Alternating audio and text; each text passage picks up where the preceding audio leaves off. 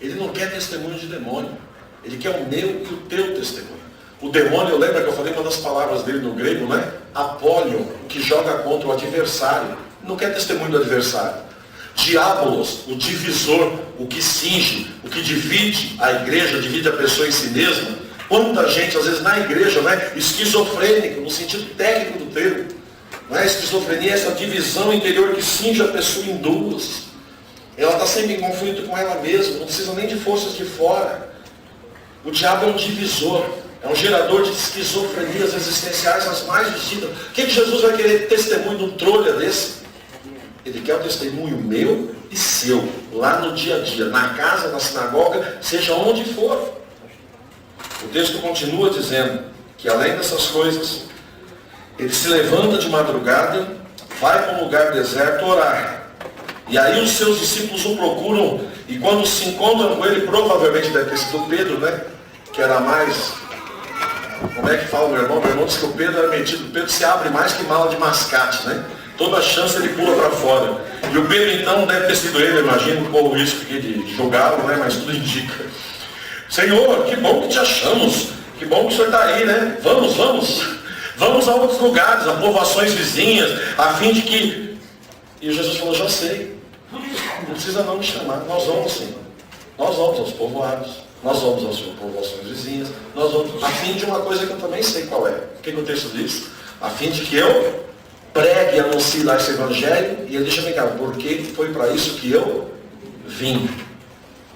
Ué, o que o texto acabou de dizer? Que ele veio para quê? Fale comigo. Para pregar o evangelho nos lugares todos. Mas o texto termina dizendo que ele ia pregando sim, mas também expulsando os demônios. Então, ele veio para expulsar o demônio ou veio para pregar o evangelho? Ele deixou claro que ele veio para pregar o evangelho. Se no caminho disso tiver que expulsar um demônio, alimentar um faminto, consolar quem sofre, pronto, está lá.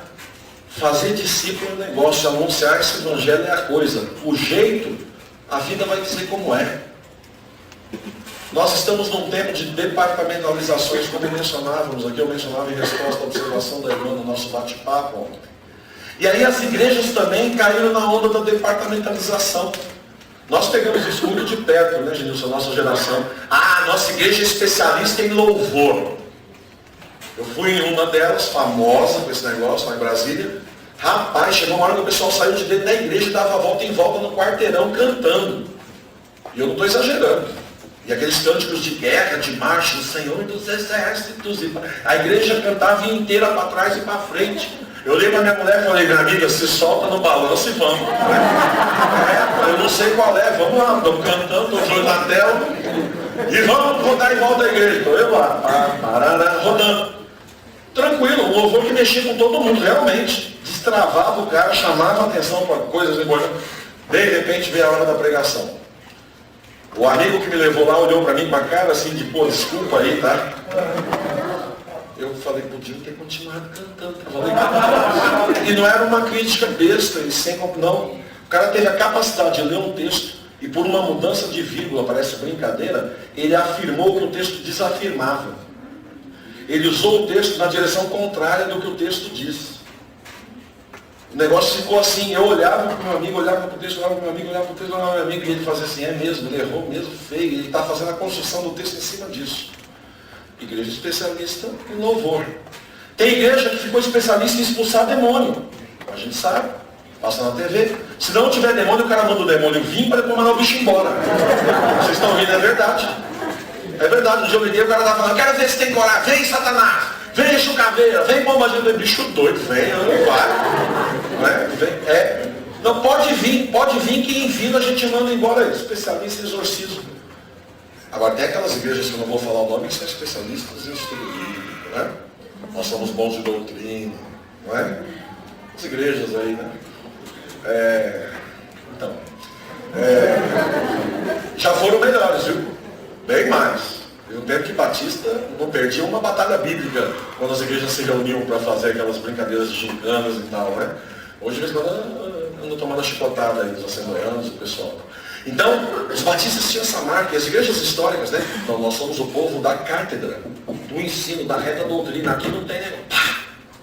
E às vezes também esses lados se perdiam um pouco, né, da adoração, dessas coisas, da manifestação das batalhas espirituais reais, evidentes, dos dons, né? As questões do Espírito Santo, parece que isso morava em outro mundo. Aí vem esse pessoal que é especialista em Espírito Santo, não é? Parece que é uma clínica.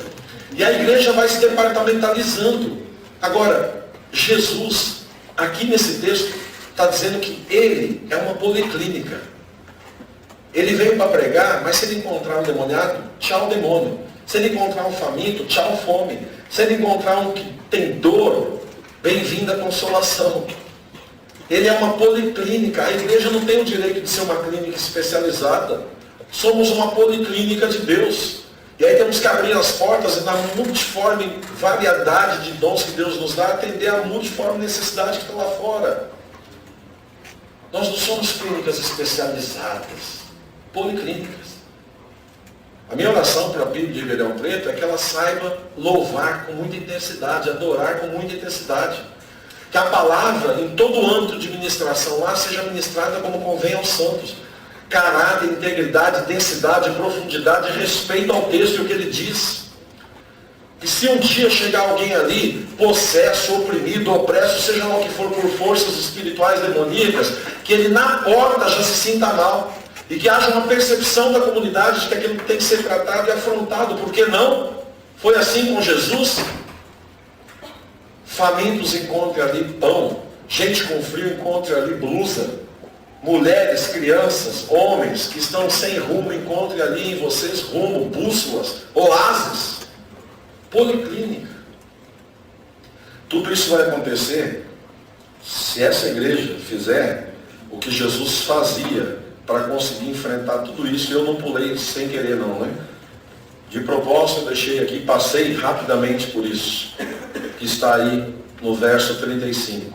Jesus sabia que a batalha era intensa, por isso, muitas vezes, não só aqui, também aqui, ele se levanta em alta madrugada, sai para um lugar deserto e ali orava. Orava.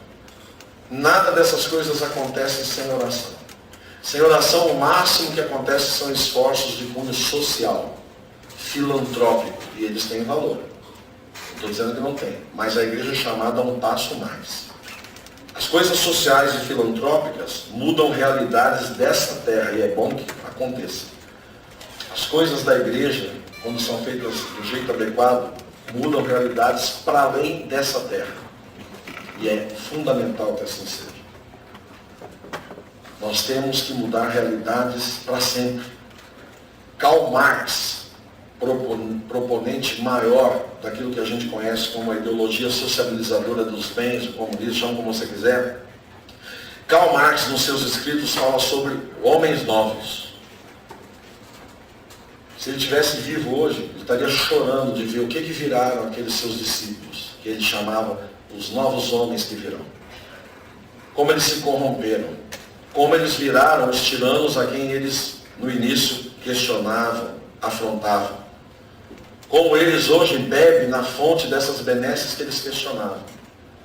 E talvez Karl Marx precisasse lembrar que antes dele alguém já escreveu e usou essa expressão, novos homens. O apóstolo Paulo escreveu aos Efésios. Mas Paulo dizia, novos homens só acontecerão se nascerem do Espírito. É uma ruptura, é uma mudança na essência mais básica do indivíduo. Leonardo Boff, o brasileiro, diz que é uma ruptura ontológica, não é? Ontologia, o ser enquanto ser, o ser na sua existência mais primeira, o ser no seu lugar mais escondido. É lá que só Deus pode fazer um homem nascer de novo. Karl Marx tinha boas intenções, não foi movido por más intenções. Mas ele acreditou que homens novos nascem do esforço de outros homens. Não nascem. Nascerão da proclamação, sim, de nós, homens e mulheres, mas do esforço já garantido pela cruz do próprio Deus quando dá ali o seu filho a morrer por nós.